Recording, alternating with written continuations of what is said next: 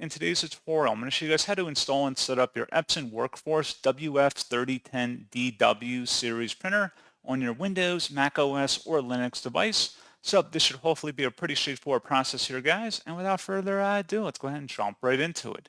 So all you have to do is open up a web browser, and into Google, you want to search for Epson WorkForce WF-3010DW support. Go ahead and search for that. Best results, you come back with an Epson web page that says Epson WorkForce WF-3010DW support. Go ahead and open that up. And then on this page, scroll down and select the Epson product setup file. Go ahead and download that item. And then once it's on your system, open up the file. And if you receive a Verify Publisher notification, select Yes.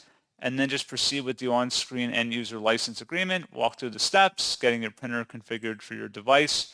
Just want to click that drop down right here. And you want to select the 3010 series, and then you would select install and then proceed with the on-screen steps, and that's all you'd have to do. So as always, thank you for watching this brief tutorial. I do hope that I was able to help you out, and I do look forward to catching you all in the next tutorial. Goodbye.